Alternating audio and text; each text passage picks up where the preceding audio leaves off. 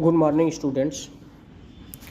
विमल ji online classes में आप सभी लोगों का पुनः स्वागत है। मेरे प्यारे छात्र छात्राओं, आप अपने प्री बोर्ड की परीक्षा दे रहे हैं और इसके साथ ही साथ आपकी वार्षिक परीक्षाएं भी आपके सर पे हैं। प्यारे छात्र छात्राओं, आज हम आपको इतिहास के पन्नों की तरफ ले चल रहे हैं। मुगलिया सल्तनत से मरते दम तक टक्कर लेने वाले राजपूत, आन बान और शान के ध्वजावाहक महाराणा प्रताप का जन्म राजस्थान के कुंभलगढ़ में महाराणा उदय सिंह के घर हुआ था। 7.5 फीट के कुंभलगढ़ में जन्म लिए मेवाड़ी राजा, शक्तिशाली राजपूत, उस समय जब अकबर पूरा भारत जीत चुका था तब अकेले ये मेवाड़ में खड़े हुए अकबर के खिलाफ। अकबर कभी जीता नहीं, राणा कभी हारा नहीं। कौन थे महाराणा प्रताप? आइए उनके विषय में हम आपको अवगत कराने की कृपा कर रहे हैं। जब हल्दी घाटी का युद्ध हो रहा था उस समय 80,000 सेना थी अकबर की और मात्र 15,000 की सेना थी महाराणा प्रताप की। ध्यान दीजिएगा, वे 80,000 और ये मात्र 15,000। इस विषम परिस्थिति में भी राणा बोलते थे एक आदमी 5 को ख़त्म करेगा। कमाल की बात देखिए, अकबर की सेना में दम था और राणा के सीना में दम था। राणा कभी हारे नहीं और अकबर कभी जीता नहीं। 9 मई 1540 को महाराणा प्रताप का जन्म कुंभलगढ़ में हुआ। महाराणा उदय सिंह और रानी जयंती बाई और माता जयंती बाई न केवल इनकी माँ थी बल्कि इनकी प्रथम शिक्षिका भी थे। बचपन से ही महाराणा प्रताप के अंदर लीडरशिप की भावना थी।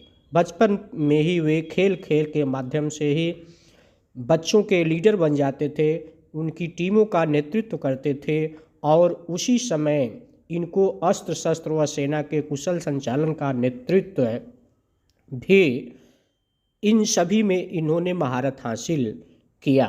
महाराणा प्रताप की दूसरी पत्नी थी जिनका नाम था महारानी धीरबाई और ये चाहती थी कि मेवाड़ का राजा मेरा ही पुत्र बने और इसी बात को लेकर महाराणा प्रताप के परिवार में कलह बढ़ता गया। अकबर बड़ा चालाक था, वह बहुत सूझबूझ से निर्णय लिया और वह चाहता था कि इनकी पारिवारिक लड़ाई के आधार पर ही इन्हें इनके भाइयों से आपस में लड़ा दिया जाए और यही हुआ भी। जब जब घर टूटेगा तब तब पड़ोसी लूटेगा, यह कहावत चरितार्थ होती है। यही हुआ और ऐसा पहली बार ही नहीं हुआ। प्रिय छात्र छात्राओं, 326 बीसी के अंदर जब सिकंदर भारत आया उस समय महाराज आम्भी ने पुरस को धोखा देकर उनसे संधि कर ली। मोहम्मद गोरी कभी पृथ्वीराज को न हरा पाते यदि जयचंद उनके साथ न मिले होते। अकबर ने आमेर के महाराज को, टोडरमल को, जय सिंह को अपने साथ मिलाकर संगठित होकर। प्यारे छात्र छात्राओं, महाराणा प्रताप अकेले थे पर स्वाभिमान की रक्षा के लिए महाराणा प्रताप ने जंगली भीलों की सेना बनाई, उनकी मदद ली और उनको सैनिक शिक्षा देकर प्रशिक्षित करने का कार्य किया और युद्ध के लिए तैयार भी किया। लेकिन अकबर ने कभी भी महाराणा प्रताप को हरा नहीं पाई। साक्ष्य ये बताते हैं कि 7.5 फीट की लंबाई, 70 किलो कवच कुंडल, 7 किलो का जूता, 10 किलो की तलवार और 80 किलो की भाला। वह बहलोल खान जो अकबर का सेनापति था उसको महाराणा प्रताप ने हल्दी घाटी के मैदान में एक तलवार की मार से काट दिया। महाराणा प्रताप सेना के मामले में बहुत संकुचित थे, वे स्वाभिमानी थे, वैराग्य के बहुत बड़े धनी थे। स्वाभिमान की रक्षा तथा मेवाड़ की रक्षा के लिए इन्होंने जंगल में रहे, कच्चा घास फूस का खाना खाया, घास की रोटी खाए, जमी पर सोना, पत्तल पर खाना और पैरों में जूता नहीं। और इस प्रकार इन्होंने मेवाड़ की आन मान और शान की रक्षा की। कहा गया है, फीकी हुई बिजली की चमक, फीकी हुई बिजली की चमक, जब जब आँख खोली प्रताप ने, जब जब तेरी तलवार उठी तो दुश्मन टोली डोल गए।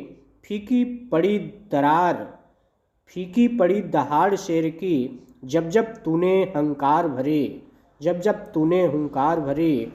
था साथी तेरा घोड़ा चेतक, जिस पर तू सवारी करता था, जिस पर तू सवारी करता था। मनुष्य का गौरव और आत्मसम्मान उसकी सबसे बड़ी कमाई होती है। ऐसे लोकप्रिय और कर्मवीर प्रतापी मेवाड़ के राजा रहे वीर शिरोमणि महाराणा प्रताप जी की पुण्यतिथि पर उन्हें कोटिशः बार बार नमन प्रणाम। जय हिंद, जय भारत।